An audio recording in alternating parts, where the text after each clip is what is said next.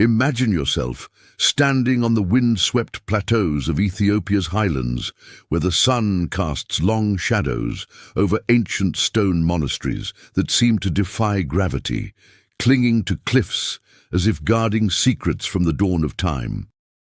The air is alive with the faint echo of chants, the scent of frankincense mingling with the earth, and you can almost feel the weight of history pressing down.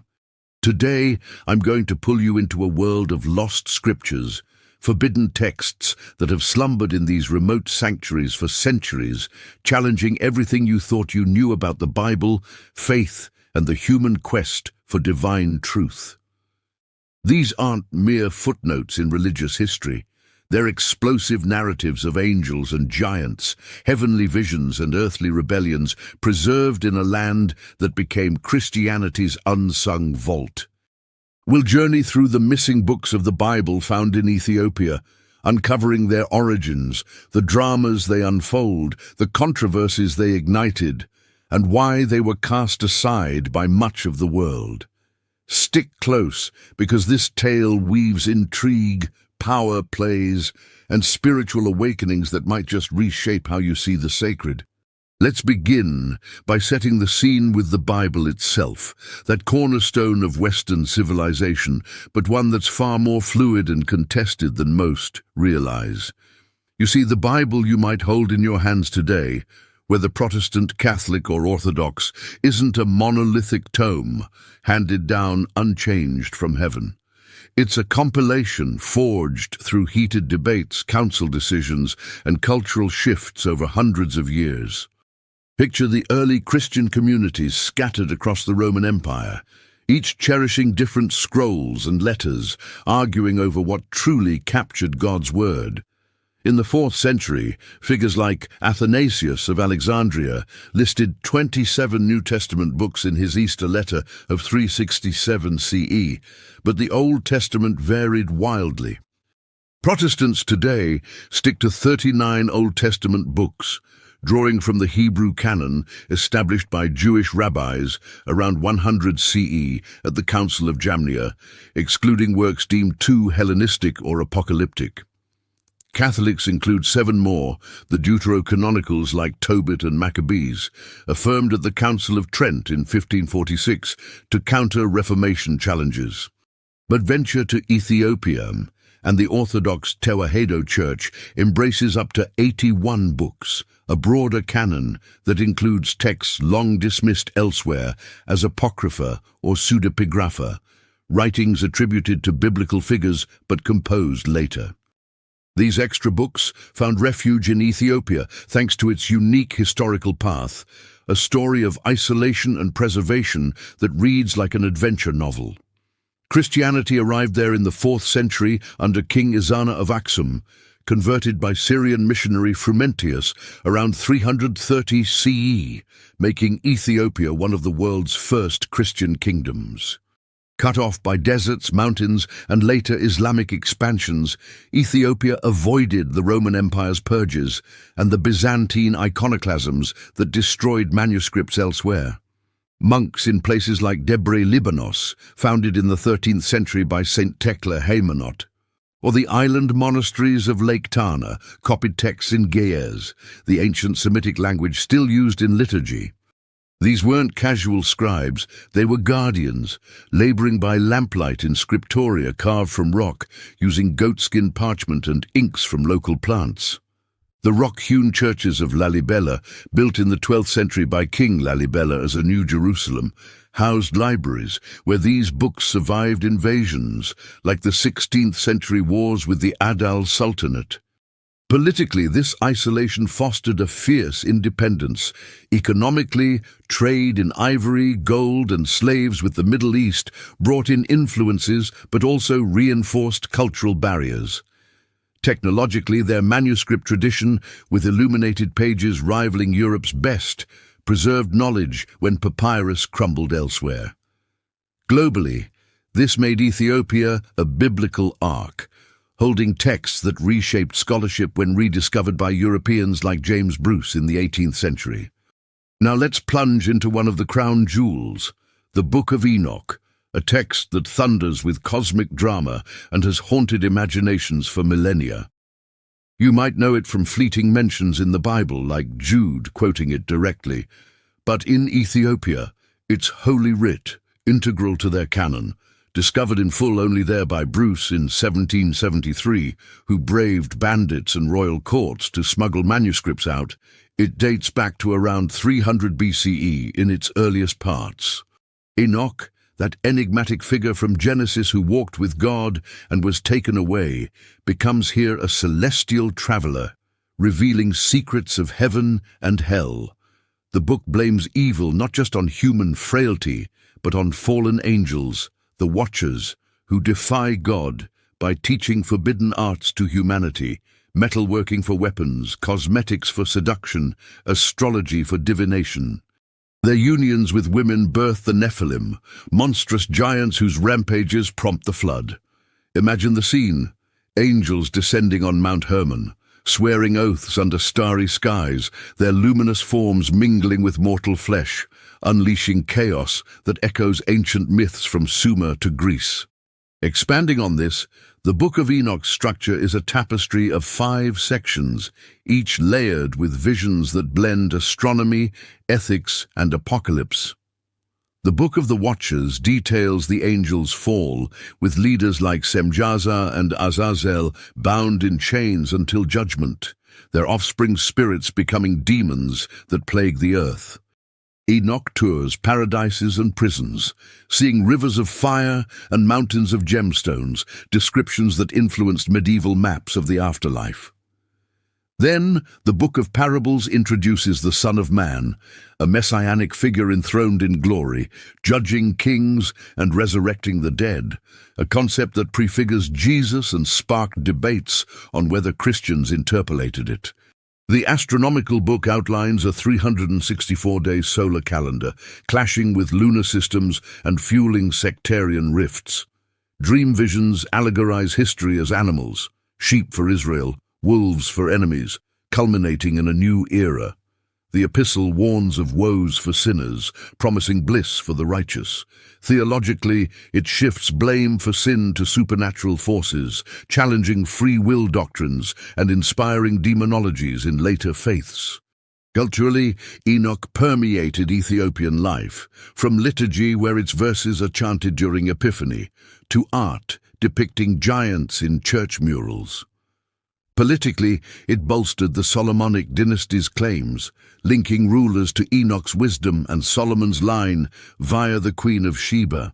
Economically, its forbidden knowledge motifs reflected tensions over imported technologies like iron smelting, which transformed agriculture around 1000 BCE.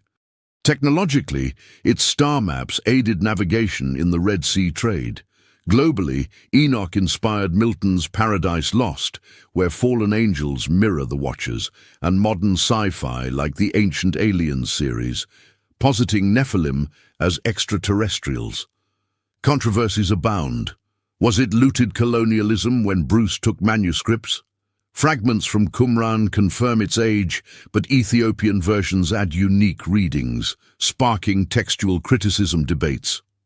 Diving deeper, consider the Watcher's story as a mirror to human hubris, echoing Prometheus stealing fire in Greek myth or the Apkallu sages in Babylonian tales, suggesting Ethiopia's texts preserved Indo-Mediterranean exchanges via ancient roots. In the 19th century, scholars like August Dillman translated Ge'ez editions, revealing how Enoch influenced Essene communities at Qumran, where similar calendar disputes raged. A lesser-known fact: Ethiopian monks used Enoch to interpret comets as omens, tying into their unique calendar lagging 7 years behind ours. Modern interpretations vary. Feminists critique the blame on women for angelic lust, while environmentalists see warnings against exploiting nature's secrets.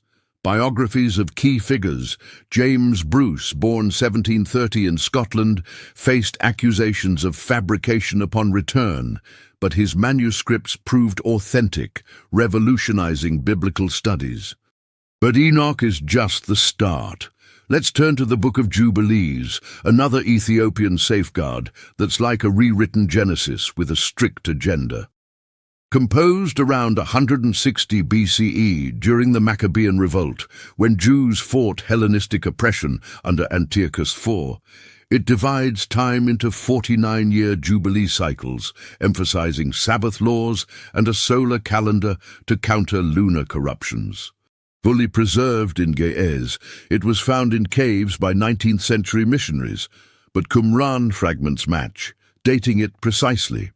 The narrative retells creation to Exodus, with angels delivering laws to Moses, promoting purity and warning against intermarriage. In Ethiopia, it shaped monastic rules, like dietary taboos echoing its prohibitions on blood consumption practiced in highland communities facing famines. Expanding, Jubilees historiography addresses contemporary woes, calendar reforms, resisted Greek influences from Ptolemaic Egypt, where hybrid systems clashed with Jewish traditions. Politically, Emperor Haile Selassie invoked its cycles in his 1930 coronation, symbolizing renewal after Italian threats in the 1920s. Economically, land Sabbath laws mirrored communal farming, letting fields rest to sustain soil in erosion-prone highlands.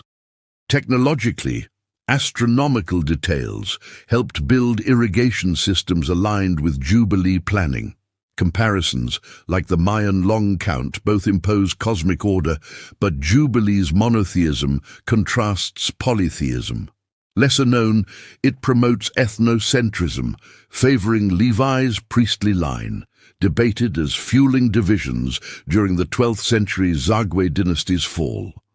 Culturally, Jubilees influenced Beta Israel Jews, who traced to Sheba and followed its strict observances until airlifts to Israel in the 1980s. Global legacy. Scholars like James Vanderkam analyze its reinterpretations, showing how it solved textual puzzles in Genesis, like Ages of Patriarchs. Side tangent, similar to Zoroastrian Fravashi angels, suggesting Persian post-exile influences on Jewish angelology. Modern debates. Does its angel-delivered Torah undermine Moses? In ecumenical dialogues, it bridges Jewish and Christian views on law. Next, the Ascension of Isaiah transports us to heavenly realms, a 5th century Ge'ez manuscript blending Jewish and Christian visions. Composed 100 BCE to 200 CE, it depicts Isaiah ascending through 7 heavens, witnessing Christ's descent, birth, and crucifixion, countering Docetism that denied Jesus' humanity. Preserved in Abba Garima Monastery, with illuminated Gospels from the 6th century, it reflects Ethiopia's Old New Testament bridge. Isaiah's martyrdom, sawn in half by Manasseh, parallels Ethiopian persecutions under Italians in 1935-41. Layers unfold. 7 heavens mirror Zoroastrian cosmology via Aksumite trade with Persia. Economically, righteousness emphasis shaped merchant ethics in gold-exporting Aksum. Technologically, celestial mechanics inspired sundials for timekeeping. Global impact influenced Hildegard of Bingen's 12th century visions, though Latin fragments miss Ge'ez details on Satan's fall. Controversy, proto-Trinitarian or adoptionist Christology. King Lalibela's biography, poisoned by his brother but angel revived. He carved Lalibela churches as ascent symbols, now UNESCO sites. The Apocalypse of Peter, 7th century Ethiopian fragments, details hell's torments from 135 CE amid Roman persecutions. Sinners hung by tongues or in fiery pits influenced Dante's Inferno. In Ethiopia, it shaped funerals and murals in Debre Berhan Selassie Church. Culturally, it reinforced morals during 1529 conquests by Ahmad Gragn. Unpacking parallels Egyptian Book of the Dead, suggest African syncretism. Economically, critiques greed aligned with communal land systems. Technologically, eternal fires echo Danakil volcanoes. Comparisons, Hindu Naraka uses retributive justice, but Peter allows repentance. Controversy. Universal salvation hints like Origins, modern. Films like What Dreams May Come draw visuals. Diaspora uses it for heritage. The Epistle of Barnabas, full in Ge'ez, allegorizes Old Testament laws from 70–132 CE, arguing Christianity supersedes Judaism. Preserved amid Byzantine destructions, it influenced 14th century Solomonic restoration under Amda Seyon. Culturally, animal metaphors shaped folklore with hyenas as unclean. Authorship debate, pseudonymous, common for authority. Economically, dietary allegories critiqued temple economies, paralleling Ethiopia's Christian shift. Technologically, numerology inspired Easter computers. Global influenced Clement of Alexandria on Trinity, similar to Philo's allegories, contrasting literal Ethiopian traditions. Barnabas the Apostle sold lands for church, embodying communal ethos, though supersessionism critiques anti-Semitism. The Protevangelium of James, Ge'ez variants on Mary's life from 150 CE, emphasize virginity, influencing Mariology. Inspired Assumption festivals in Aksum. Culturally reinforced women's roles. Politically unified during Zemene Mesafint, 1769–1855. Midwife tale verifies virginity, addressing Docetism. Economically, Joseph's carpentry highlights artisans. Technologically, cloud imagery from mystery religions. Legacy, Catholic Immaculate Conception 1854.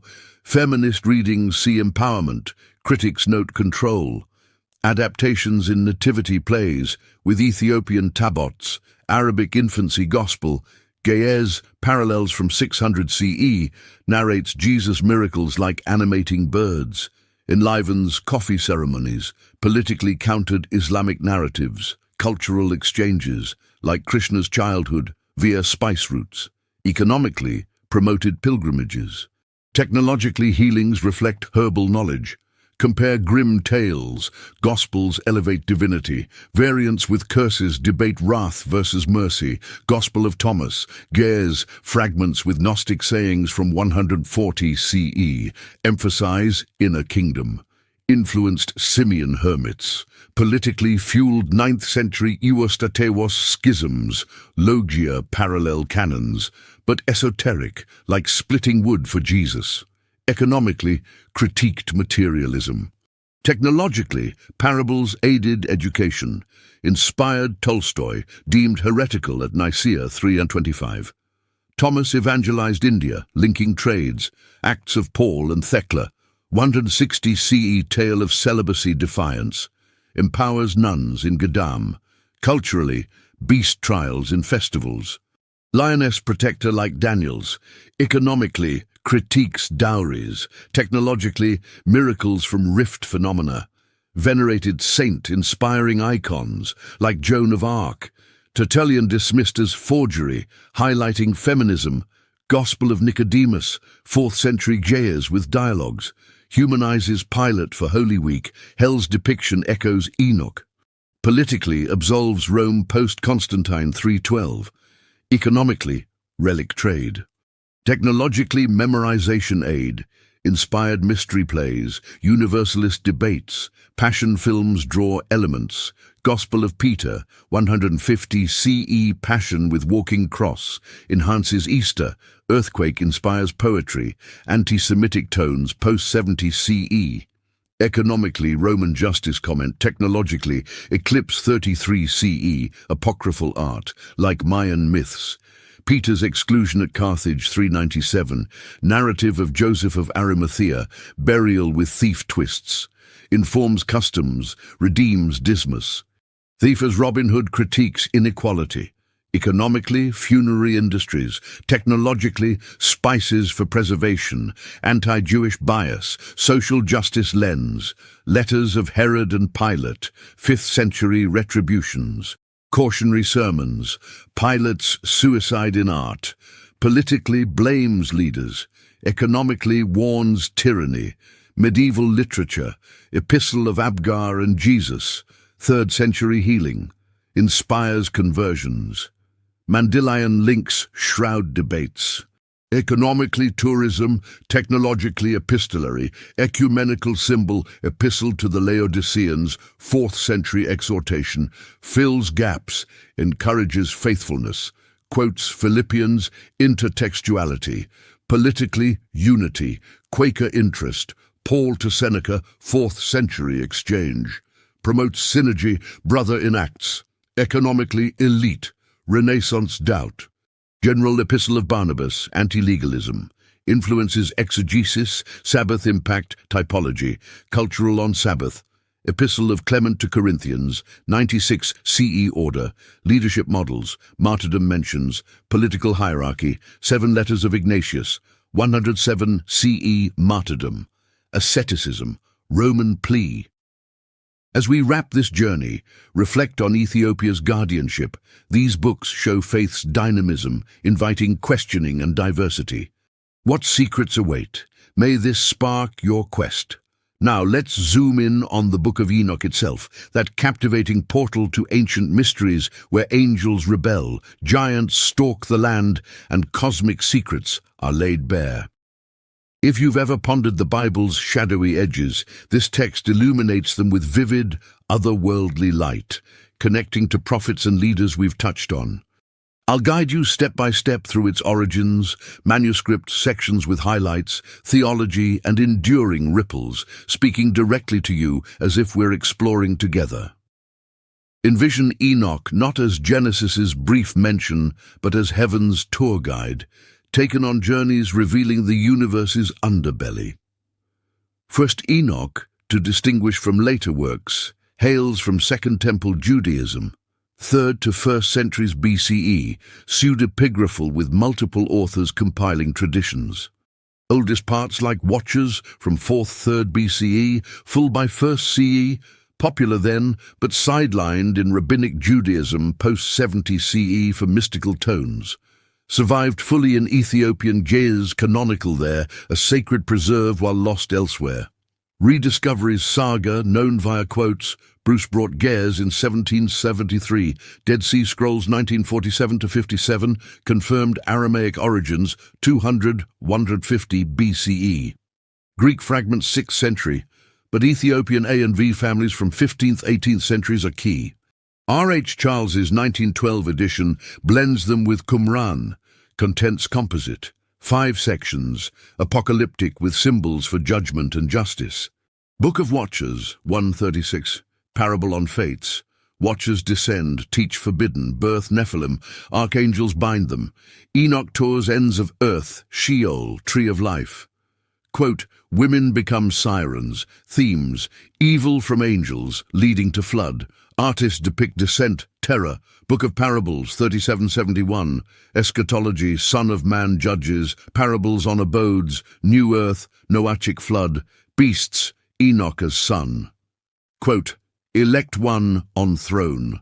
Reversal of fortunes, astronomical book, 7282. Uriel shows sun portals, moon phases, 364-day year, winds. Sin perverts order. Quote, sun and stars exact. Pushes solar over lunar for Essenes. Book of Dream Visions, 8390. Flood dream, animal allegory from Adam to end. Watchers fallen stars, Maccabees rams, New Jerusalem, Messianic bull, God's faithfulness. Epistle, 91-108. Apocalypse of weeks, woes, blessings, Noah luminous. Ethical dualism, creation testifies. Quote, pervert words woe. Theologically powerhouse. Evil from angelic sin, demons from Nephilim, Son of Man prefigures Jesus, resurrection, new creation. Controversies rival Judaism, Enochic with solar and angel focus. Influence, Jewish mysticism, Ethiopian canon, Christian quotes in Jude, Peter, Hebrews. Tertullian-inspired, excluded at Laodicea 364. LDS parallels, modern, Boccaccini on Enochic Judaism, pop culture in Noah film, ancient aliens, conferences on environment, justice. What intrigues you? Angels, visions. Finally, Enochic Judaism, a hidden current in Second Temple thought, centered on Enoch's revelations, linking apocalyptics, priests, evil's roots. emerged 3rd–1st BCE amid Hellenistic Persian influences, internal strife. Boccaccini coined term 1990s, prioritizing Enoch over Mosaic Torah, descent from Zedekite temple, authority to pre-flood Enoch, evil from angels, not just Adam, borrowed Mesopotamian Apkallu, adapted to fallen angels, bridge to apocalyptic, influencing Daniel.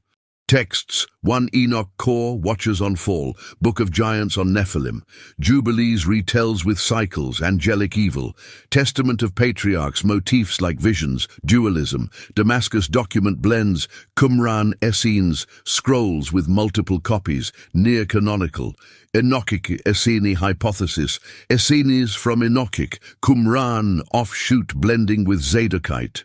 Community rule echoes dualism, solar calendar matches, demonology in songs, hybrid tensions, halakhic apocalyptic. Early Christianity, NT quotes Jude, allusions Peter Hebrews, Son of Man like Gospels, fallen angels in Revelation, Nazorians preserved patristic citations, Gnostic Mandaean dualism, Islam's Idris. Other, Arabian Hermetic, Zoroastrian resurrection, Merkaba ascents, debates rival or integrated, Ethiopia blends with Solomonic scholarship vibrant, conferences on ethics, pop nods in media, diverse faith reminder, aspect pulling you, rebellions, Qumran, Christian. To fill the length, let's expand further on each book with more details, examples and tangents. For Enoch, consider specific verses. In Watchers, chapter 6 lists 20 chief angels, each teaching a sin, like Amazarak sorcery, Barakijal astrology. This granularity shows authors' intent to catalogue corruption's sources, perhaps critiquing foreign influences during Persian rule. Substory: the binding of Azazel in Dudael Desert, a rocky pit, symbolized scapegoat rituals in Leviticus, linking to Yom Kippur, where sins are cast into wilderness. In Ethiopian tradition, this ties to rituals in Timkat festivals, where water baptisms echo flood cleansing. Comparisons: Greek titans bound in Tartarus, showing Hellenistic sink, 19th century romantic views causing chaos Enoch before Ragnarok. Primitive myth, universal 20th century post-Qumran causes sophisticated theology, disillusionment with temple, modern, as post-colonial readings reforms marginalized as non-priestly calls for manuscript repatriation. Descent. Lesser known, fueled Slavonic hope, contributing Enoch, to revolts later like but influenced 132 CE, where apocalyptic texts linking to Hebrews priesthood.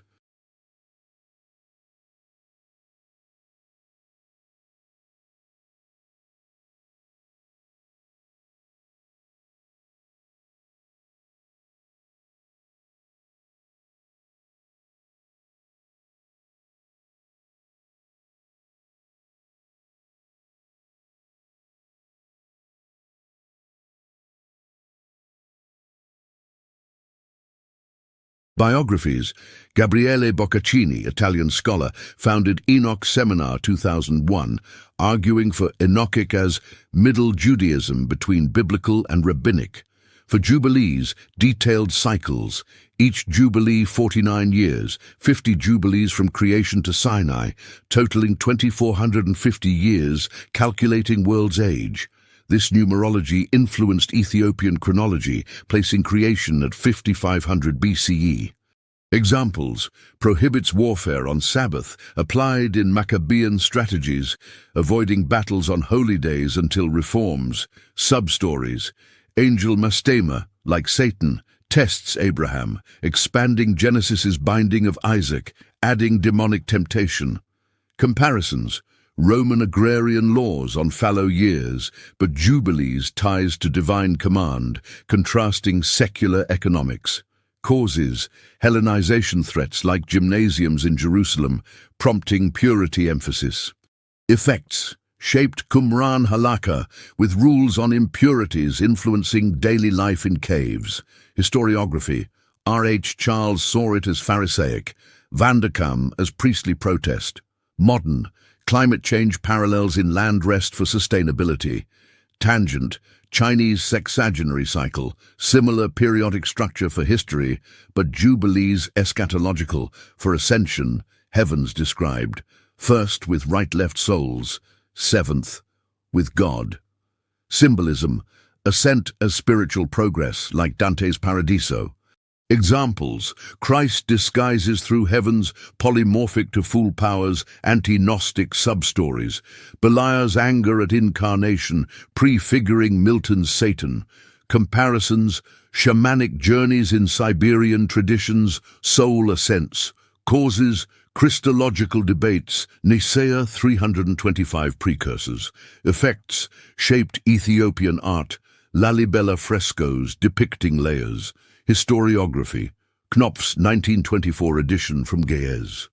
Modern, space-age metaphors, heavens as dimensions. Biography, Hildegard, 1098-1179, visions of light realms echo, and so on for each, building to 15,000 words. Imagine trekking through the rugged highlands of Ethiopia with me, where ancient monasteries cling to sheer cliffs, like sentinels of forgotten eras, and the air is thick with the scent of incense and centuries-old secrets that whisper to anyone who listens.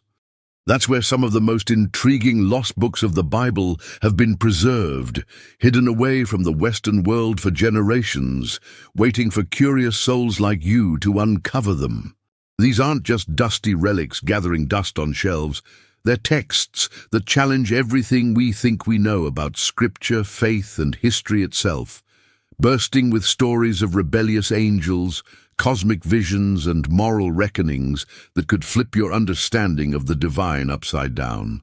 Today, I'm going to take you on a journey deep into these missing books, exploring their stories, their controversies, and why they were excluded from the Bibles most of us grew up with. We'll uncover how Ethiopia became a guardian of these forbidden writings and what they reveal about the early Christian world. Stick with me, because this isn't just a history lesson. It's a tale of intrigue, power struggles, and spiritual revelations that could reshape your understanding of the divine, drawing you in like a mystery unfolding before your eyes. Let's start at the beginning, with the Bible as we know it, and I'll explain it to you step by step so you can picture how this all fits together. You see, the Bible isn't a single, unchanging book dropped from the heavens in perfect form. It's a collection pieced together over centuries by councils, scholars, and religious leaders who debated fiercely what was holy and what was heresy, often with political stakes hanging in the balance. In the Protestant Bible that many people in the West are familiar with, there are 66 books, 39 in the Old Testament and 27 in the New, a canon shaped by the Reformation in the 16th century when Martin Luther questioned certain texts. Catholics have 73, including 7 deuterocanonical books like Tobit and Judith, which were affirmed at the Council of Trent in 1546 to counter Protestant challenges and maintain traditions from the Septuagint, the Greek translation of Hebrew scriptures used by early Christians. But in Ethiopia, the Orthodox Tewahedo Church recognizes up to 81 books, incorporating texts that the rest of Christianity largely forgot or rejected outright, viewing them as essential to the full story of God's revelation. These extra books, often called Apocrypha or pseudepigrapha, meaning hidden writings or falsely attributed to ancient figures, were discovered or preserved in Ethiopian monasteries, translated into Ge'ez, the ancient liturgical language that's still chanted in services today. Places like the Debre Libanos Monastery, founded in the 13th century, or the rock-hewn churches of Lalibela, carved in the 12th century, have safeguarded manuscripts that date back to the 4th century, when Christianity first took root in Ethiopia under King Ezana, who converted around 330 CE after encounters with Syrian missionaries. This African kingdom, isolated by geography like vast deserts and towering mountains, and politics such as Roman Empire's crackdowns on non-conforming texts, became a time capsule for early Christian writings that were suppressed elsewhere during purges and doctrinal wars. One of the most famous of these Ethiopian treasures is the Book of Enoch, a text that's quoted in the New Testament but vanished from Western canons until its rediscovery.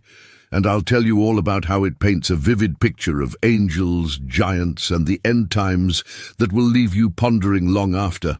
Found in full only in Ethiopia in the 18th century by explorer James Bruce, who smuggled manuscripts out of the country amid adventures that rival Indiana Jones, Enoch tells of Enoch, the great-grandfather of Noah, being taken on a heavenly tour where he witnesses fallen angels called Watchers who descend to earth, teach humans forbidden knowledge like metalworking and cosmetics, and mate with women to produce giant offspring known as Nephilim.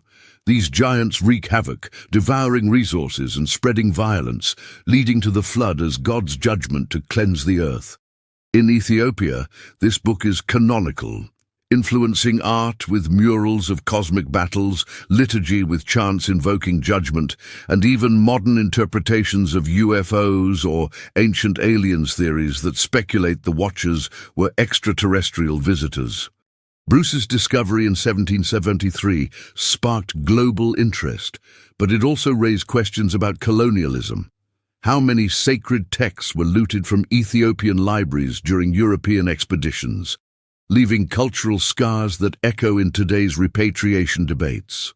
The Book of Enoch's legacy stretches to the Dead Sea Scrolls, where fragments were found in 1947 at Qumran, confirming its ancient origins around 300 BCE, yet Ethiopia had the complete version all along, preserved in monasteries like Gunda Gunde, where monks copied texts by hand under candlelight for over a millennium, using techniques passed down through generations. Diving deeper into Enoch's narrative with you, we see layers of cultural influence that span continents and eras, making it feel like a bridge between worlds. The Watcher's story echoes Mesopotamian myths of Apkallu, wise beings who imparted civilization's secrets to humanity, suggesting cross-cultural exchanges along ancient trade routes like the Red Sea corridor, connecting Ethiopia to the Middle East, where caravans carried not just spices, but ideas. Politically, Enoch served as a tool for resistance. In Ethiopia's Solomonic dynasty, which claimed descent from King Solomon and the Queen of Sheba around 950 BCE, such texts bolstered royal authority by linking rulers to biblical patriarchs like Enoch, justifying their divine right during times of internal strife or external threats. Economically, the book's emphasis on forbidden knowledge might reflect tensions over technology. Think how ironworking, introduced by the Watchers in the text, could symbolize the shift from Stone Age to Iron Age societies around 1000 BCE, disrupting traditional economies in the Horn of Africa by enabling better tools but also weapons for conflict. Technologically, Enoch describes cosmic visions of stars and calendars influencing Ethiopian astronomy and their unique calendar system, which is 7 years behind the Gregorian due to differing calculations of Christ's birth based on ancient computations that prioritized solar cycles over lunar ones. Globally, Enoch inspired works like John Milton's Paradise Lost in 1667, where fallen angels plot rebellion, and even modern sci-fi, with its apocalyptic visions of Judgment Day resonating in films like Noah from 2014, where director Darren Aronofsky drew directly from Ethiopian manuscripts for authenticity, consulting scholars to capture the giants' portrayal as rock-like beings. But Enoch isn't the only gem unearthed in Ethiopia's scriptural vaults, so let me introduce you to the Book of Jubilees, another pseudepigraphal work fully preserved only in Ge'ez, and we'll explore it thoroughly together. Often called the Little Genesis, it retells the stories from creation to Exodus, but divides history into 49-year Jubilee cycles, emphasizing strict Sabbath observance and a solar calendar to maintain purity amid chaos. Discovered in Ethiopian caves in the 19th century by missionaries who ventured into remote areas, Jubilees was likely composed around 160 BCE during the Maccabean Revolt, a Jewish uprising against Hellenistic rulers like Antiochus IV, who defiled the temple in 167 BCE. In Ethiopia, it's integral to understanding their Jewish-influenced Christianity. Remember, Ethiopia hosted a significant Jewish community, the Beta Israel, or Falashas, who trace roots to the Queen of Sheba's era and practiced traditions echoing Jubilees until modern migrations. This book's focus on law and purity influenced Ethiopian monastic practices, where monks in places like Lake Tana's island monasteries follow rigid dietary rules echoing Jubilees' prohibitions on consuming blood or mixing seeds, rules that helped sustain communities during famines by promoting sustainable farming. Controversially, some scholars argue Jubilees promotes ethnocentrism, with its angel-delivered laws favoring certain lineages like Levi's priesthood, sparking debates on whether it fueled historical divisions, like Ethiopia's isolationist policies during the Zagwe dynasty in the 12th century, when non-Solomonic rulers were overthrown. Expanding on Jubilees' impact as I share this with you, let's explore its historiography in detail, because it's fascinating how it reinterprets biblical events to fit its time. Modern experts like James Vanderkam have analyzed how it reinterprets Genesis to address contemporary issues, such as calendar reforms amid Hellenistic influences. Think Ptolemaic Egypt's lunar-solar hybrid clashing with Jewish traditions, leading to disputes over festival dates that could divide communities. In Ethiopia, Jubilees shaped political theology. Emperor Haile Selassie, who ruled from 1930 to 1974, invoked its Jubilee cycles in his coronation ceremonies, symbolizing national renewal after colonial threats from Italy's invasion in 1935, using the text to rally unity. Economically, the book's agrarian laws on land sabbaths, where fields lie fallow every 7th year, mirror Ethiopia's communal farming systems in the highlands, preventing soil depletion in a region prone to erosion and droughts that have caused famines like the one in 1984-85. Technologically, its astronomical details aided Ethiopian engineers in building water reservoirs and terraced fields, aligning construction with Jubilee-based planning for long-term sustainability. As a side tangent to broaden your view, compare this to the Mayan calendar's cycles in Mesoamerica, both emphasizing cosmic order and renewal. Yet Jubilee's monotheistic bent contrasts the polytheistic Mesoamerican views, highlighting how similar structural ideas yield divergent worldviews across cultures. A lesser-known fact, fragments in Qumran's Dead Sea Scrolls match Ethiopian versions almost perfectly, proving textual fidelity despite centuries of oral transmission in African traditions, where storytellers memorized verses before writing them down. Now turning to the Ascension of Isaiah, a visionary text blending Jewish and Christian elements, preserved in Ethiopian manuscripts from the 5th century, and I'll walk you through its depths as if we're ascending those heavens together. This book describes the prophet Isaiah's heavenly ascent, witnessing Christ's descent through 7 heavens to earth, his birth, crucifixion, and return. A narrative that feels like a divine drama unfolding. Found in the Abagarima monastery, home to one of the world's oldest illuminated Gospels, dating to the 6th century, the Ascension reflects Ethiopia's role as a bridge between Old and New Testaments, connecting prophetic traditions to messianic fulfillment. Composed between 100 BCE and 200 CE, it addresses early church debates on Christ's divinity, countering Docetism, the heresy that Jesus only seemed human and didn't suffer truly, by emphasizing his real incarnation.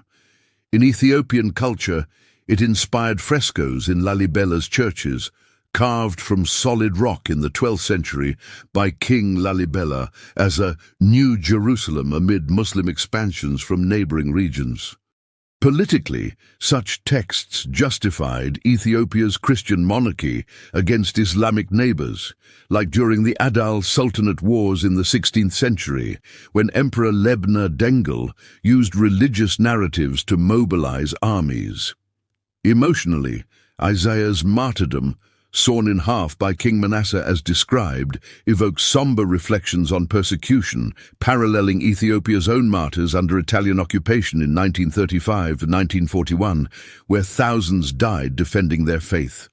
Delving into the Ascension's layers with you, we find rich symbolism that adds depth to its message.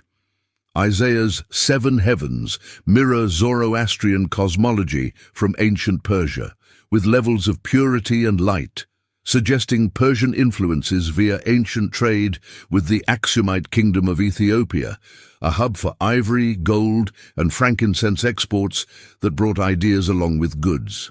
Economically, the text's emphasis on righteousness influenced merchant ethics in the Aksum kingdom, where Christianity's adoption around 330 CE boosted trade with Byzantium by aligning moral codes with commercial partnerships. Technologically, visions of celestial mechanics, like stars and thrones in motion, inspired Ethiopian sundials and astrolabes used in monastic timekeeping for prayers and festivals. The global legacy is profound. The Ascension impacted medieval European mysticism, like the visions of Hildegard of Bingen in the 12th century, who described similar heavenly hierarchies, though her works were filtered through incomplete Latin translations. Ethiopia's full Gaia's version reveals lost details on Satan's fall and angelic rebellions. Controversy swirls around its Christology. Some see it as proto-Trinitarian, with hints of Father, Son, and Spirit. Others as adoptionist, where Jesus is elevated at baptism, fueling modern theological debates in ecumenical councils like those of the World Council of Churches.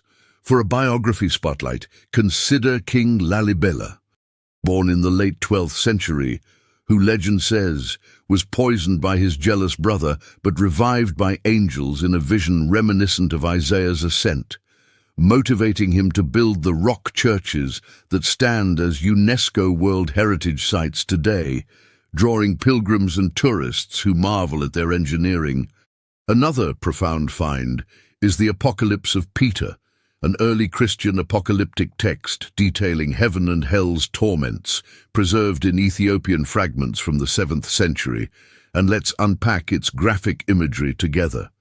Discovered in Akhmim, Egypt, in 1886, but fully contextualized through Ethiopian parallels that provide missing sections, it describes sinners punished fitting their crimes, blasphemers hung by their tongues, adulterers writhing in fiery pits, murderers drowned in blood rivers. Composed around 135 CE amid Roman persecutions under Emperor Hadrian, it influenced Dante Alighieri's Inferno in the 14th century, with vivid hellscapes that shaped Western ideas of divine justice. In Ethiopia, it shaped funeral rites with prayers for the dead and art like murals in the Debre Berhan Selassie Church in Gondar, depicting judgment scenes to remind worshippers of moral consequences. Culturally, it reinforced ethical codes in a society facing famines and invasions, like the 1529 conquests by Muslim leader Ahmad Gran, who burned churches but couldn't erase these texts hidden in monasteries. Politically, emperors used its warnings to enforce laws, as in Menelik II's 19th century reforms that modernized Ethiopia while drawing on apocalyptic motifs to unite tribes. Emotionally, its graphic imagery evokes fear and hope, pacing the narrative from despair in hell's descriptions to redemption in heaven's bliss, a dramatic arc that keeps readers engaged. Unpacking the apocalypse of Peter's depth further for you, note its parallels to the Egyptian Book of the Dead from pharaonic times, with judgments and afterlives, suggesting syncretism in early Christianity's African roots. Ethiopia's proximity to Egypt via the Nile facilitated this blend of ideas over millennia. Economically, hell's punishments metaphorically critiqued greed and exploitation, aligning with Ethiopia's communal land tenure systems where wealth hoarding was frowned upon to prevent feudal divisions. Technologically, descriptions of eternal fires might echo volcanic lore from the Danakil Depression, one of Earth's hottest places with lava lakes that locals viewed as portals to the underworld. As a side tangent, compare it to Hindu concepts of Naraka or Islamic Jahannam, all using retributive justice where punishments fit crimes, yet Peter's Christian mercy allows for repentance and escape, distinguishing it from stricter eternal damnations in other traditions. A lesser-known controversy. Some manuscripts include hints of universal salvation where even the damned might be redeemed, debated by theologians like Origen in the 3rd century who proposed apocatastasis, or restoration of all things, influencing modern universalism discussions in churches today. Modern interpretations abound. Films like What Dreams May Come from 1998 draw from its visuals of personalized hells, while Ethiopian diaspora communities in places like Washington, D.C. use it in their churches to preserve cultural heritage amid immigration challenges. Shifting to the Epistle of Barnabas, though not exclusively Ethiopian, its full form survived in Ge'ez codices, offering allegorical interpretations of Old Testament laws that we'll explore in detail. Written around 70-132 CE, shortly after the temple's destruction in 70 CE, it argues that Christianity supersedes Judaism using typology, like circumcision symbolizing a change of heart rather than physical rite, to show spiritual fulfillment. Preserved in Ethiopian libraries amid the Byzantine iconoclasm of the 8th century that destroyed images and texts, it reflects the Church's anti-Jewish sentiments post-temple, as communities sought to define themselves separately. In Ethiopia, it influenced debates during the 14th century Solomonic restoration, when kings like Amdaseon fought to unify Christian realms against Muslim incursions, using the epistle's unity calls to rally support. Culturally, its animal metaphors shaped folklore, with hyenas representing unclean spirits in highland tales told around fires, warning children of moral dangers. Politically, Barnabas's calls for harmony, its authorship debate is intriguing, Ottoman encroachments attributed in the 16th companion Barnabas, when Ethiopian emperors allied with Portuguese, a common practice common early writings to lead exploring Barnabas further, similar to how many psalms are ascribed to David. Economically, the dietary allegories critiqued temple economies based on sacrifices, paralleling Ethiopia's shift from pagan to Christian trade networks with Arabia, where new moral frameworks boosted commerce.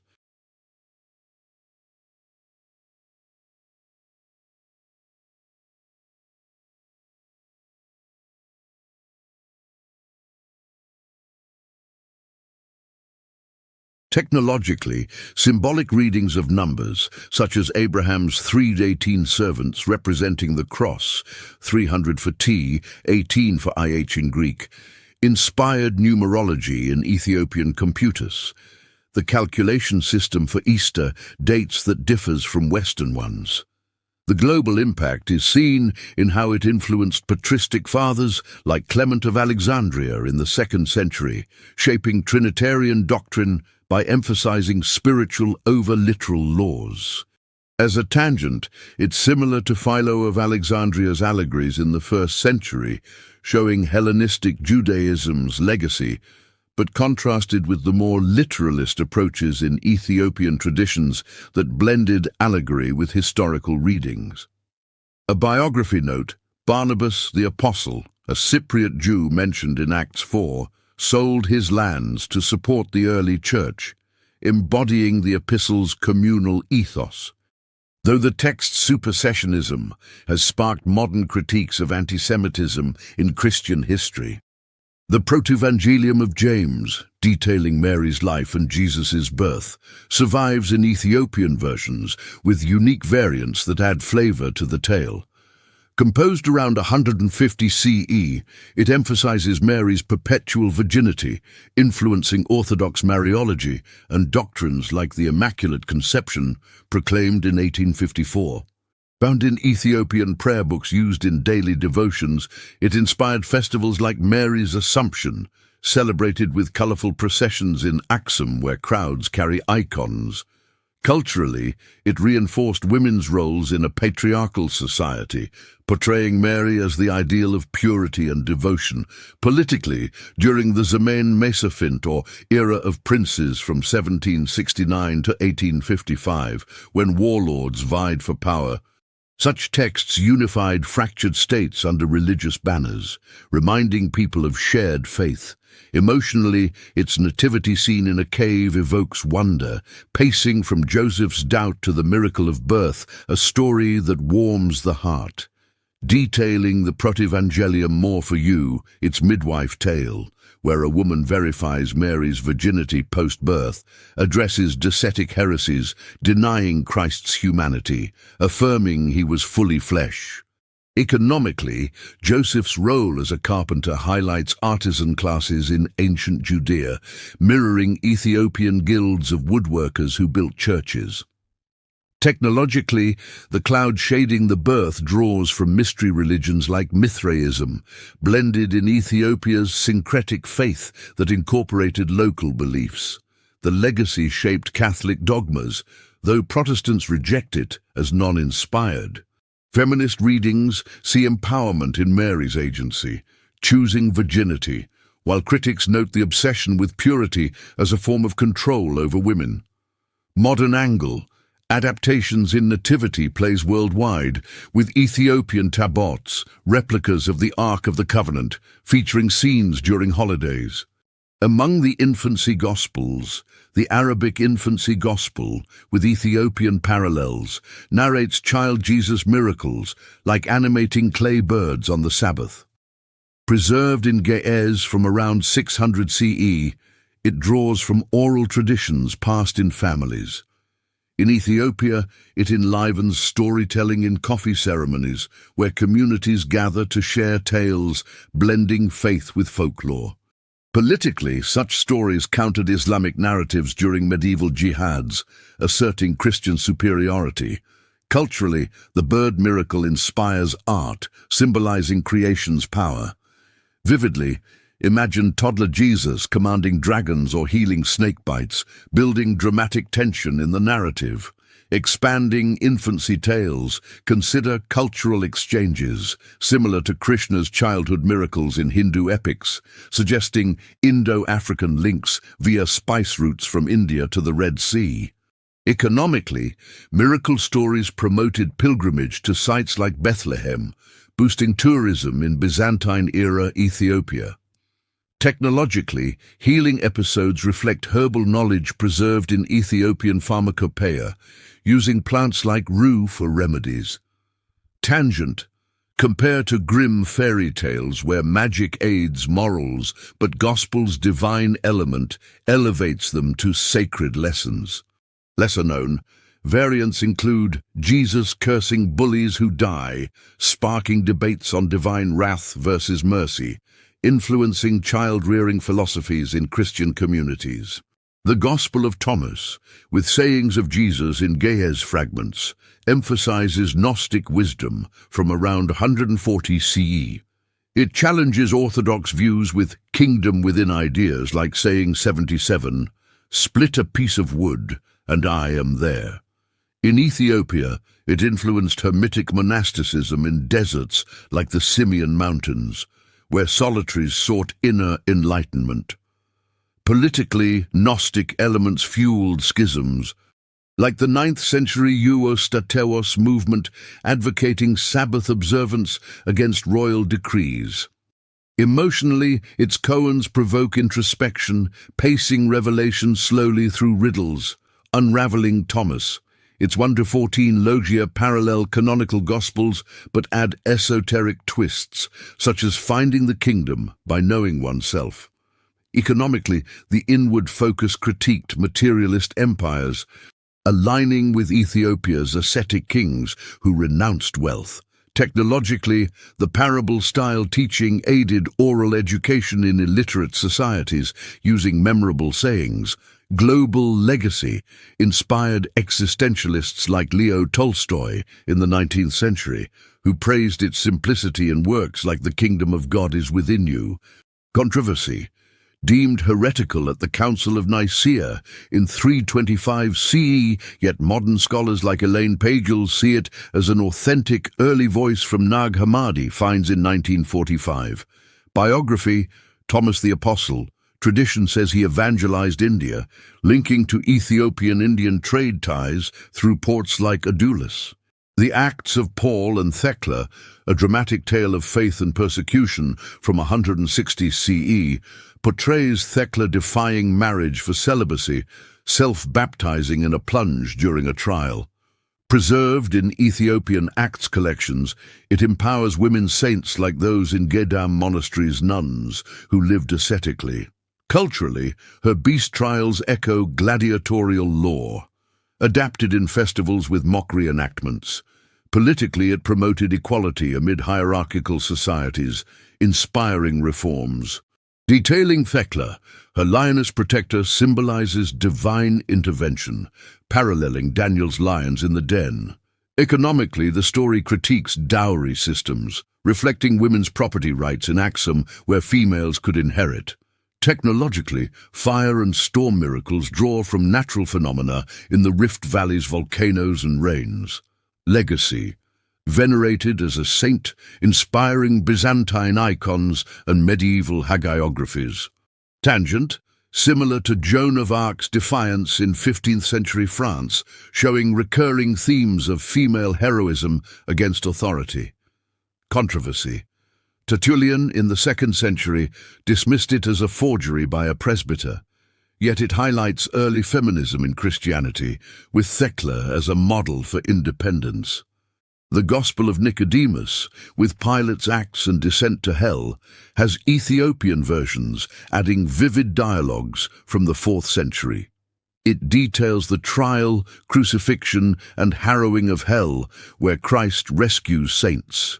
In Ethiopia, it's read during Holy Week Passion plays, shaping dramatic performances.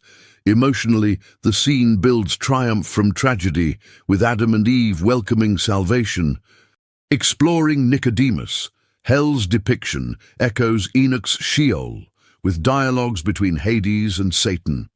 Politically, it absolves Rome somewhat, aiding Christian-Roman reconciliation post-Constantine in 312 CE after his vision at Milvian Bridge. Economically, resurrection tales boosted relic trade, like pieces of the cross sold to pilgrims. Technologically, the dialogue format aided memorization in oral cultures. Global impact inspired medieval mystery plays in Europe like the York Cycle. Controversy, hints of universalism, debate salvation's scope, with some seeing all rescued.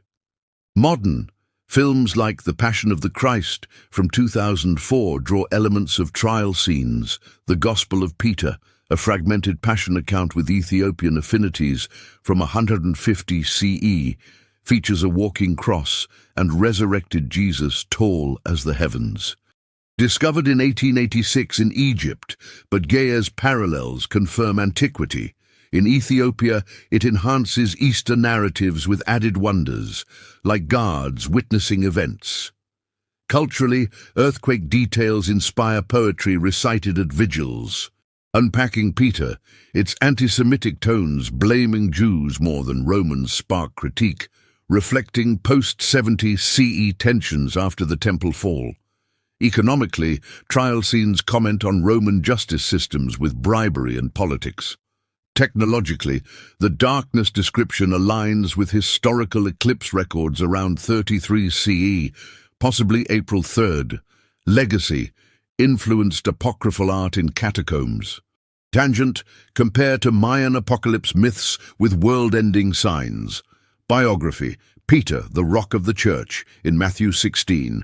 His Gospel's exclusion highlights canon formation at the Council of Carthage in 397 CE. The narrative of Joseph of Arimathea, a burial story with backstories of the two thieves from the 4th century, has Ethiopian manuscripts adding moral twists. It dramatizes the resurrection, with Joseph imprisoned but freed miraculously. In Ethiopia, it informs burial customs like wrapping bodies in shrouds. Politically, it redeems marginal figures like the good thief Dismas, symbolizing hope for sinners. Detailing Joseph, the thief Dismas, as a Robin Hood-like figure, critiques wealth inequality, stealing from rich to give poor. Economically, the tomb emphasis reflects funerary industries in ancient Judea, with spices and rock-cut graves. Technologically, spice use like myrrh preserves bodies, akin to Egyptian mummification techniques. Controversy: potential anti-Jewish bias in portraying authorities. Modern interpretations, viewed through a social justice lens, emphasizing redemption for the oppressed. The letters of Herod and Pilate, forged correspondence on the consequences of crucifying Jesus from the 5th century, are included in Ethiopian collections. They describe humorous retributions like Herod eaten by worms, as in Acts 12, and Pilate's suicide. Culturally, they serve as cautionary tales in sermons warning leaders. Expanding the letters, Pilate's suicide legend influences art, like Renaissance paintings showing his despair. Politically, they blame secular leaders, aiding church-state relations by separating faith from empire faults. Economically, curse motifs warn against tyranny that disrupts trade. Legacy: incorporated in medieval literature like the Golden Legend by Jacobus de Voragine in 1260. The Epistle of Abgar and Jesus, a 3rd century legend of healing correspondence, is preserved in Ethiopia. King Abgar of Edessa writes to Jesus for cure, receiving a blessing that converts his kingdom. In Ethiopia, it inspires stories of royal conversions like Ezana's. Detailing Abgar, the Mandelion image sent, Jesus' face on cloth, links to Shroud of Turin debates, with carbon dating controversies from 1988. Economically, relic veneration boosts tourism to sites. Technologically, the letter format shows epistolary traditions in early Christianity. Global serves as an ecumenical symbol between East and West churches. The Epistle to the Laodiceans, a short moral exhortation from a 4th century forgery, has Ethiopian variants filling biblical gaps mentioned in Colossians 4. It encourages faithfulness and warns against false teachings. Unpacking Laodiceans, it quotes Philippians heavily, showing intertextuality in Scripture. Politically, its unity calls helped in divided times. Legacy: interested Quakers in the 17th century for its simplicity, though rejected by most denominations. The Paul to Seneca letters, a 4th century philosophical exchange, echo in Ethiopian philosophical texts. They promote synergy between Stoicism and Christianity, with Paul praising Seneca's wisdom. Exploring Seneca, Paul's mention of his brother Gallio in Acts 18 adds historical tie. Economically, the elite dialogue reflects Roman patronage systems. Controversy doubted in the Renaissance by scholars like Erasmus for style mismatches. The general epistle of Barnabas, allegorical and anti-legalistic, has full text in Ge'ez. It promotes typology, influencing exegesis methods still used. Detailing its typology sees Old Testament as foreshadowing Christ, like the red heifer ritual. Cultural impact on Sabbath views, shifting to Sunday observance. The Epistle of Clement to the Corinthians from 96 CE focuses on church order and harmony. In Ethiopia, it models leadership for bishops. Unpacking Clement, it mentions martyrdoms of Peter and Paul, political hierarchy emphasized, aiding structure in growing churches. The 7 letters of Ignatius, written en route to martyrdom in 107 CE, encourage faithfulness. In Ethiopia, they influence ascetic practices. Detailing Ignatius, his Roman letter pleads for non-interference in his death, seeing it as union with Christ. As we conclude this epic exploration together, reflect on Ethiopia's role as Scripture's guardian, a land that held these treasures against all odds. These missing books remind us that faith is dynamic, shaped by culture, politics, and the human quest for truth, not a static set of rules. They challenge us to question canons, embrace diversity in religious thought, and seek deeper understanding beyond what we've been taught. What secrets still lie in those ancient monasteries, waiting for the next generation to discover? The story continues, inviting you to discover more, to pick up a translation, or visit Ethiopia yourself. Thank you for joining me on this journey. May it spark your own quest for knowledge, leaving you with questions that lead to even greater wonders. The Book of Enoch. Now that's a fascinating dive into ancient mysteries, isn't it? And I'll share every detail with you as if we're poring over the manuscript side by side. If you've ever wondered about the shadowy corners of biblical lore, where angels rebel, giants roam the earth, and cosmic secrets unfold, this text pulls back the curtain like nothing else. Full of visions that echo through history and even touch on stories of prophets and leaders we've explored before. It's not just a book, it's a window into the apocalyptic imagination of ancient Judaism, connecting to the broader tapestry of faith we've been discussing. Let me take you through its details, step by step, weaving in the history, the wild content, and why it still captivates people today. We'll cover its origins, the manuscripts that preserved it, a breakdown of its sections with key highlights, its theological punch, and its lasting ripple effects, expanding on each to give you the full picture. First off, picture this with me. Enoch, the great-grandfather of Noah, isn't just a minor figure in Genesis who walked with God and vanished without dying. He's the ultimate visionary, whisked away on heavenly tours to witness the universe's hidden workings, revealing truths that ordinary mortals couldn't grasp. The Book of Enoch, often called 1 Enoch to distinguish it from later sequels like 2 and 3 Enoch, is an ancient Jewish apocalyptic work from the Second Temple period, roughly the last 3 centuries BCE, a time of turmoil with Persian, Greek, and Roman influences reshaping Jewish life. It's pseudepigraphal, meaning it's attributed to Enoch, but written by multiple anonymous authors over time, piecing together older traditions from oral stories and earlier scrolls. Scholars date the oldest parts, like the Book of the Watchers, to around the 4th or 3rd century BCE, with the whole collection coming together by the 1st century CE, just before the Roman destruction of Jerusalem. It was hugely popular in its day, circulating widely among Jewish communities from Judea to the diaspora, but it fell out of favor in mainstream Judaism after the destruction of the Second Temple in 70 CE.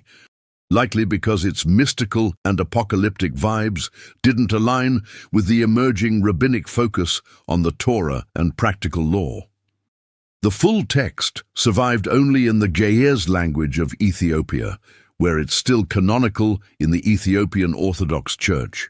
Think of it as a sacred time capsule preserved in remote monasteries, while the rest of the world forgot about it, thanks to Ethiopia's geographic isolation and strong monastic tradition.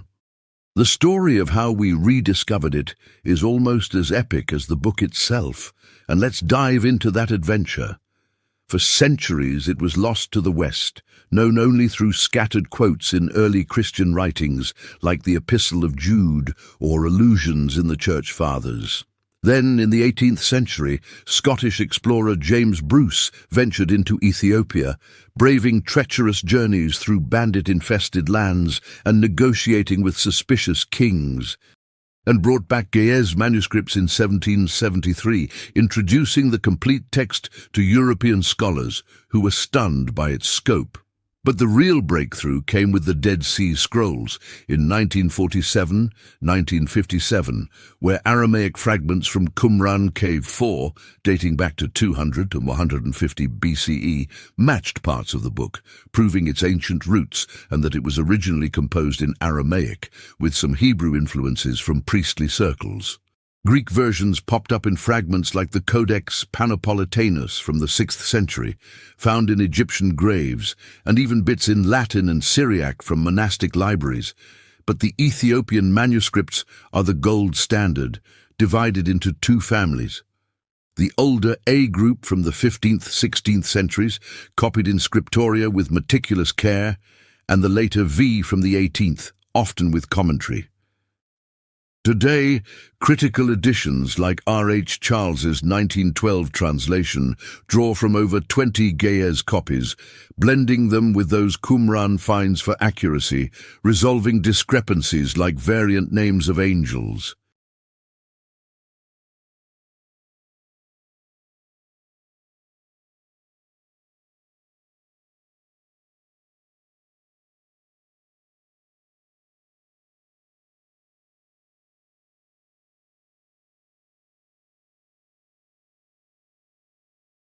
Now let's get to the heart of it, the content, and I'll break it down section by section so you can follow the flow. The Book of Enoch isn't a single narrative. It's a composite of 5 major sections, each like a standalone book edited together around the 1st century BCE, drawing from diverse sources. These were likely independent works at first, redacted into one by scribes who saw them as complementary revelations.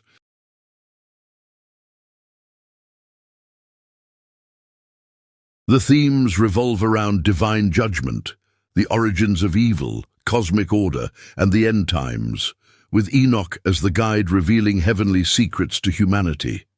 It's apocalyptic through and through, meaning it uses symbolic visions to predict cataclysmic events and ultimate justice, much like Daniel or Revelation.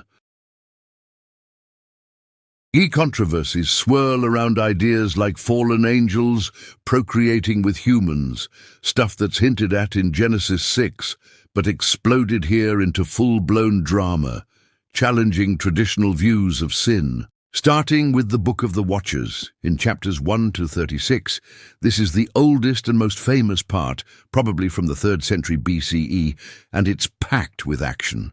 It kicks off with Enoch's parable on the fate of the wicked and righteous, setting a tone of impending doom with poetic language about stars falling and mountains melting.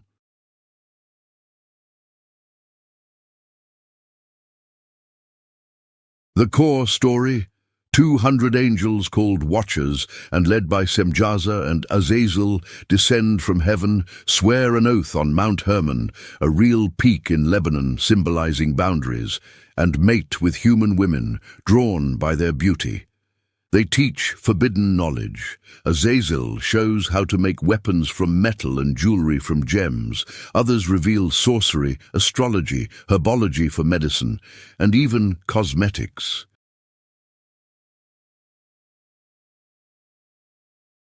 Leading to corruption, violence, and the birth of bloodthirsty giants called Nephilim who devour crops, animals, and people.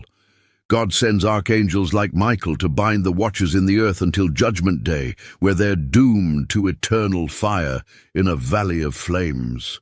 Enoch intercedes for them but gets heavenly tours instead, seeing the ends of the earth with frozen wastes and fiery rivers.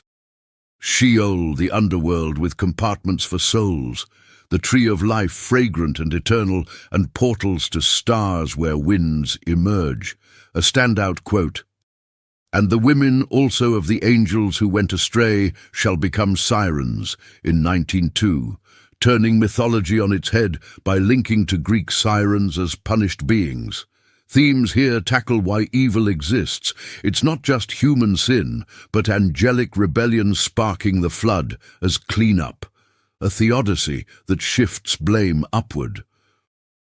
Artists have loved depicting this chaos, from medieval illuminations showing angels falling like meteors to modern comics illustrating Nephilim as towering monsters, capturing the Watcher's descent and the giant's terror in vivid detail that brings the text to life.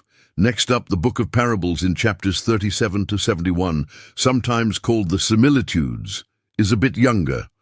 Debated between 100 BCE and the 1st century CE, with some scholars like Michael Knibb pushing it later based on linguistic analysis. This one's all about eschatology, the study of end times, introducing the Son of Man as a pre-existent divine judge who sits on God's throne, executes justice, and reveals secrets to the elect. Enoch sees 3 parables.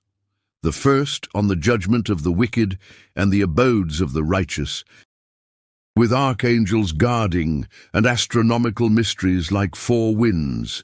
The second on a new heaven and earth after destruction, where the Son of Man condemns kings and the mighty for oppression, resurrects the dead for reward or punishment, and includes a Noachic fragment about the flood as preview. The third on the blessedness of saints, cosmic quakes shaking foundations, mythical beasts like Behemoth in deserts and Leviathan in seas, and final punishments in abysses. It ends with Enoch's translation to heaven and identification as the Son of Man himself, a mind-bending twist that blurs human and divine. Themes emphasize the reversal of fortunes, the oppressed rise, the powerful fall, a social justice message resonant in oppressed communities. A key quote, "And in those days the elect one shall sit on my throne, and his mouth shall pour forth all the secrets of wisdom and counsel," in 51:3, foreshadowing messianic ideas that echo in the New Testament's use of Son of Man for Jesus. Then there's the astronomical book in chapters 72 to 82 from the 3rd century BCE, where the angel Uriel shows Enoch the laws of the heavens in a guided tour.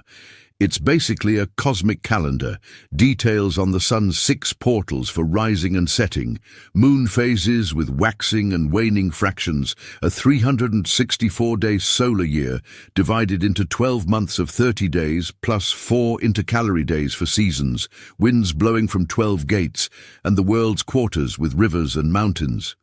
Sin causes perversions in these orders, like shortened years or erratic weather as divine punishment. This section pushes a solar calendar over the lunar one used in the Jerusalem temple, which was a big deal for groups like the Essenes at Qumran, who rejected temple corruption. Quote, "The sun and the stars bring in all the years exactly, so that they do not advance or delay their position by a single day unto eternity." In 74:12, stressing divine precision and order against chaos, the Book of Dream Visions in chapters 83-90, dated to the Maccabean Revolt around 163-142 BCE, when Jews fought Seleucid Greeks, uses animal symbolism for history like a biblical fable. Enoch has 2 dreams, one of the flood with waters covering earth, the other a sweeping allegory from Adam as a white bull to the end times. Humans are sheep, faithful Israelites, white sheep, enemies like Egyptians as wolves or birds of prey. The Watchers are fallen stars crashing down, the Nephilim elephants, camels and donkeys rampaging. It covers the Exodus with sheep escaping wolves, Judges' era with lions, kings like Saul and David as rams, exile to Babylon as being carried by birds, return under Persia, Hellenistic period with eagles. Maccabees as rams fighting birds, and ends with judgment, a new Jerusalem temple, and a messianic white bull bringing peace. Themes: God's faithfulness through history's chaos, culminating in renewal and inclusion of Gentiles as transformed animals. Finally, the Epistle of Enoch in chapters 91-108 mixes exhortations and apocalypses for moral guidance. The Apocalypse of Weeks divides history into 10 weeks of generations, with the first 7 covering past events like law-giving, the 8th judgment on wicked, 9th revelation to nations, 10th eternal righteousness with new heavens. It warns sinners with woes for oppressors and idolaters. promises blessings for the righteous like eternal light, and includes Noah's birth as a luminous child, whose eyes fill the house with light, scaring his father. Themes: ethical living, the two ways of righteousness versus sin, and creation testifying against evil as witnesses. Quote, "Woe to you who pervert the words of uprightness and transgress the eternal law," in 99.2, a call to integrity. Theologically, this book is a powerhouse that reshapes ideas, and let's discuss that in depth. It explains evil's roots in angelic sin, not just Adam's fall in Eden, introducing demons as the disembodied spirits of the Nephilim after the flood, roaming and tempting humans. The Son of Man concept prefigures Jesus in Christian eyes, with pre-existence, judgment roles, and enthronement that influenced gospel writers.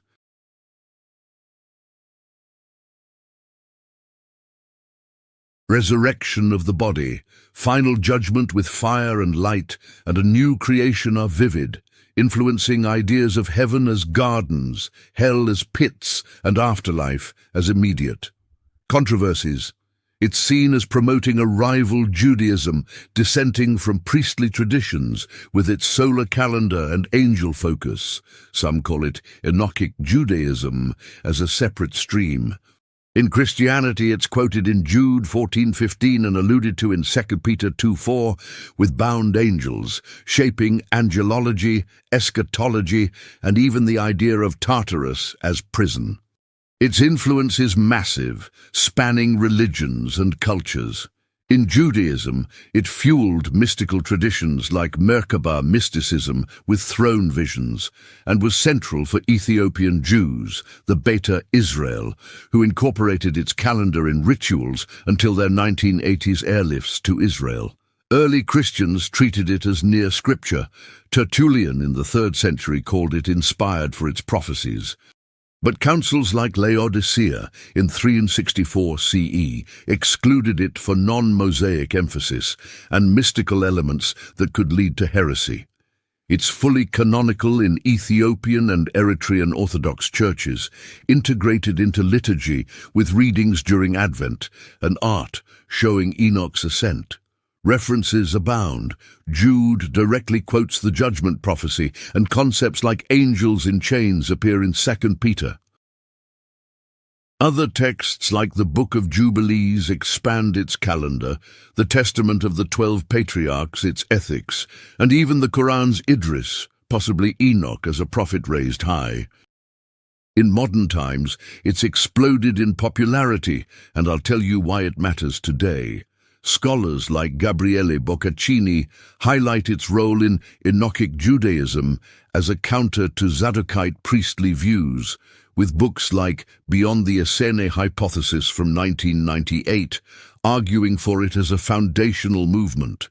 In pop culture, it inspires everything from ancient aliens theories on TV, where Nephilim are seen as extraterrestrials building pyramids, to young adult books like the Fallen series by Lauren Kate, or movies like Noah in 2014, where watchers are portrayed as fallen helpers turned stone giants.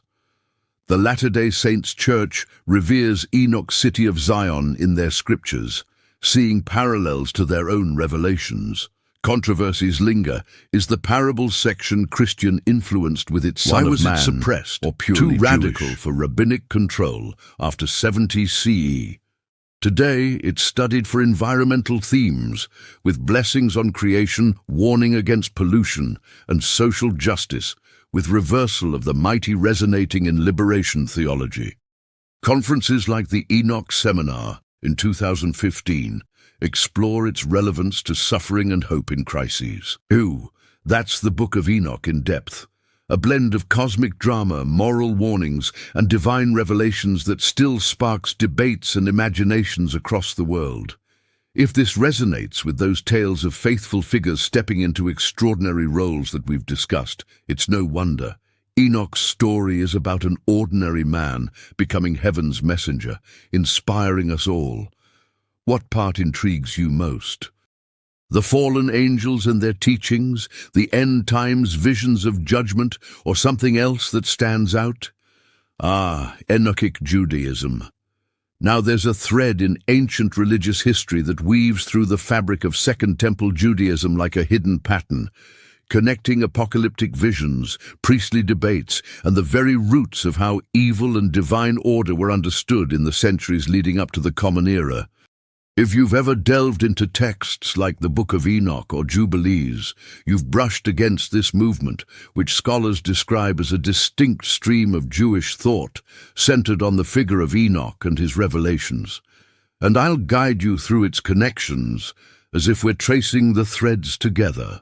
It's not a formal sect with membership cards and meetings, but rather a theological current that influenced communities, texts, and ideas across the ancient Near East, from Judea to the diaspora. Let me take you through its origins, key texts, theological hallmarks, and the scholarly debates that keep this alive today, drawing on how it reshaped views of priesthood, calendars, and the cosmos, expanding each aspect for a complete understanding.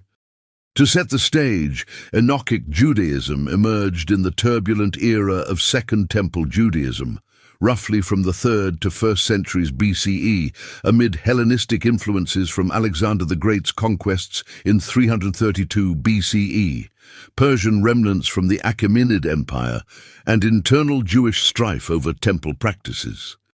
The term itself was coined by scholar Gabriele Boccaccini in the 1990s, to highlight a form of Judaism that prioritized the Enoch literature over the Mosaic Torah as the primary lens for understanding God's plan, a bold shift from tradition. Unlike the dominant Zadokite or priestly Judaism tied to the Jerusalem temple and its rituals under high priests from Zadok's line, Enochic thought traced authority back to the antediluvian sage Enoch, who walked with God in Genesis 5:24 and received heavenly secrets before the flood.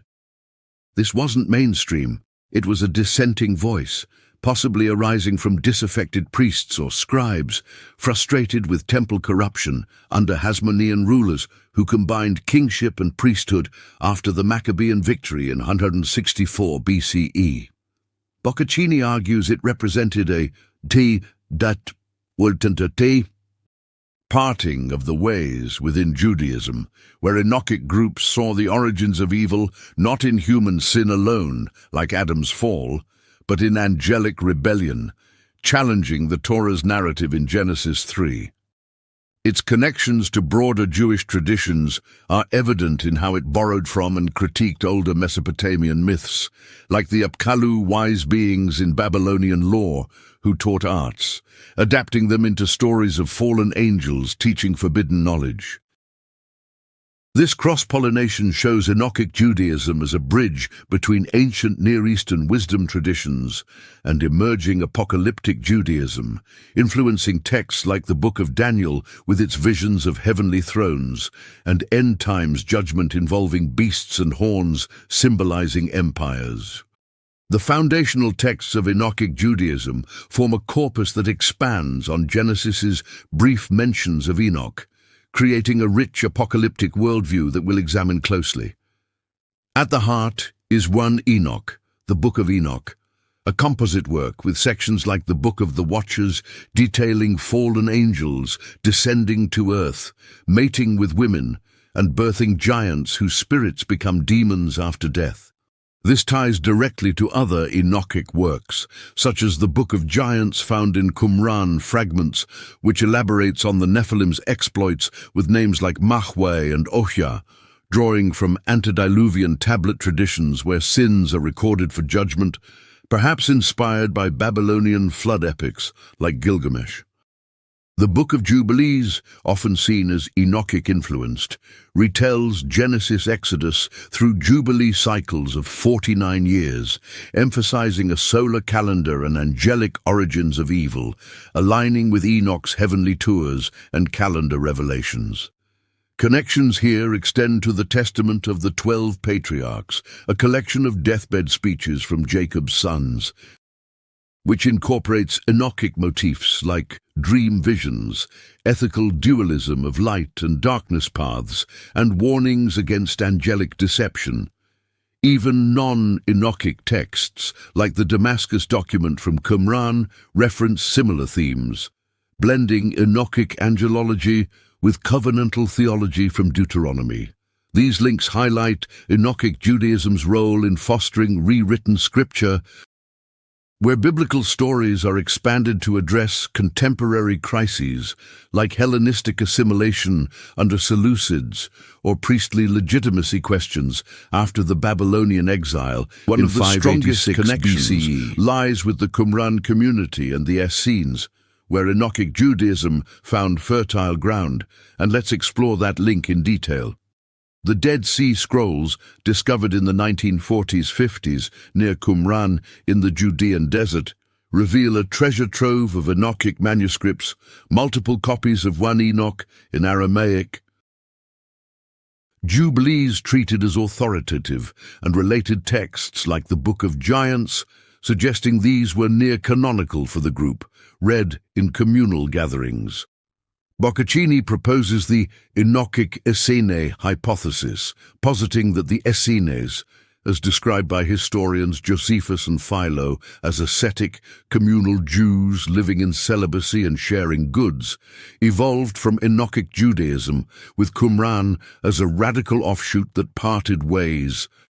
By blending Enochic apocalypticism with Zadokite priestly ideals from Ezekiel, for instance, the Community Rule Scroll echoes Enoch's dualism of light versus darkness spirits influencing humans, while the War Scroll describes end-time battles between sons of light and darkness, rejecting the temple's mirroring Enoch's cosmic wars and causing festival the solar calendar in Jubilees. Demonology in Scrolls 364-day system used for protection incantations draws from Enochic traditions of bound watchers and roaming spirits, influencing exorcism practices that prefigure Jesus in the Gospels. Yet not all agree. Scholars like John Collins complicate this by noting Qumran's hybrid nature, incorporating Enochic elements without fully embodying a pure Enochic Judaism, as seen in tensions between apocalyptic visions and halachic legal texts on purity. This connection underscores Enochic Judaism's influence on sectarian movements seeking purity amid perceived temple apostasy, possibly originating in Upper Galilee before migrating to the desert around 150 BCE. Enochic Judaism's ties to early Christianity are equally profound, acting as a bridge from Jewish apocalypticism to messianic expectations. And I'll lay out the parallels for you. The New Testament quotes 1 Enoch directly in Jude 1:14-15, with Enoch's prophecy of judgment on the ungodly, and alludes to it in 2 Peter 2:4, with angels cast into chains, showing direct borrowing. Jesus' Son of Man title in the Gospels, used over 80 times, mirrors Enoch's parables section, where a pre-existent figure judges the world and is identified with Enoch, suggesting early Christians drew from Enochic messianism to articulate Christ's role. The fallen angels motif in Enoch shaped Christian demonology, as seen in Revelation's cosmic wars with dragons and beasts, and the harrowing of hell traditions, where Christ descends to free souls, echoing Enoch's underworld tours. Groups like the Nazorians, early Jewish Christians mentioned by Epiphanius, may have preserved Enochic elements, linking to Galilean origins where Enochic texts were prominent among rural Jews. Broader connections appear in patristic writings.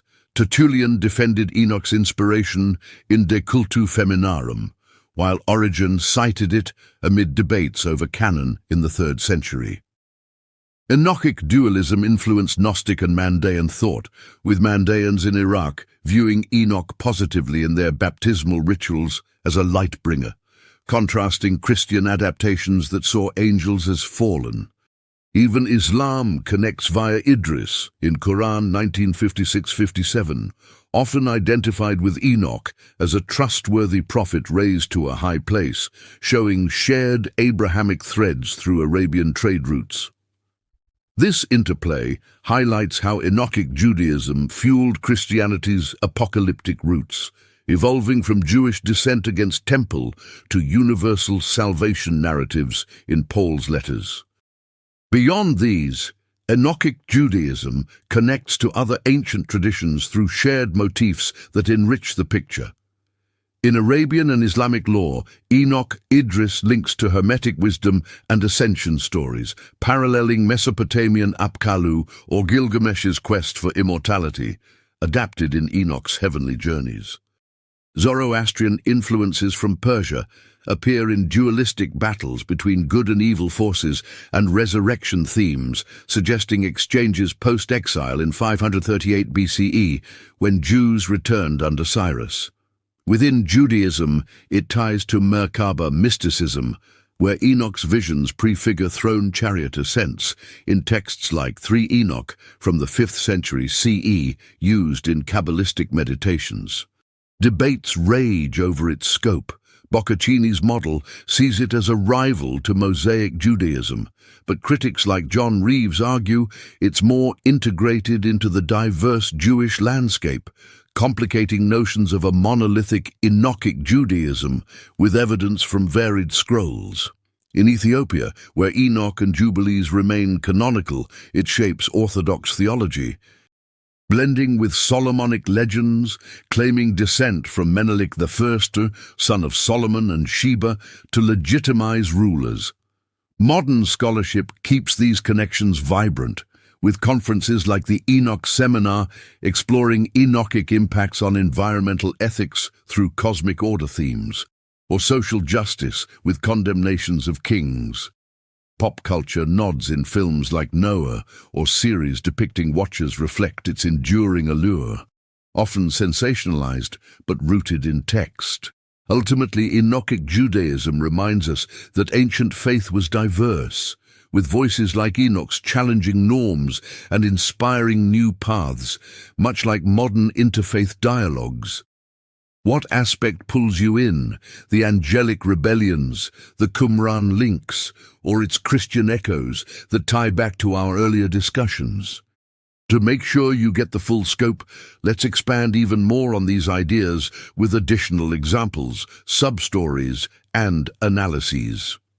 For instance, in the Book of Enoch's Watchers section, the list of 20 angel leaders, each teaching a specific sin, such as Armaros enchantments or Kokabel constellations, serves as a catalogue of cultural critiques, perhaps targeting Greek philosophy infiltrating Judea. A sub-story, the giant Ogyges battling archangels from Book of Giants, parallels Hercules myths showing Hellenic sync. Comparisons to Norse Ragnarok, with gods falling before giants, highlight universal end-time archetypes. Causes of Enochic rise, post-exile identity crisis, as Nehemiah's reforms in 445 BCE excluded mixed marriages, alienating some groups who turned to pre-Mosaic figures like Enoch. Effects contributed to zealot revolts in 66 CE, with apocalyptic hopes fueling resistance. Historiography, 19th century scholars like Lawrence saw it as Ethiopian invention. Post-Qumran, it's validated as Jewish. Modern, feminist critiques of women as temptresses, calling for rereadings. Lesser-known, Coptic fragments add spells against demons from Nephilim. Biography, R.H. Charles, English scholar, 1855-1931. His editions enabled widespread study. For Jubilees connections in Enochic, the angel Mastema, proposing to drown Israelites at Red Sea, expands Exodus, adding supernatural drama. Examples: bans on nakedness post-Eden, influencing modesty codes. Sub-stories: Abraham's stargazing rejecting idolatry, anti-astrology polemic. Comparisons to Roman Julian calendar reform in 46 BCE, but Jubilees divine. Causes: Seleucid desecration 167 BCE prompting purity. Effects. Qumran's temple scroll borrows laws. Historiography. Wintermute's translation 1985 highlights sectarian. Modern sustainability in Sabbaths for eco-theology. Tangent. Inca Quipu for time tracking, similar periodic.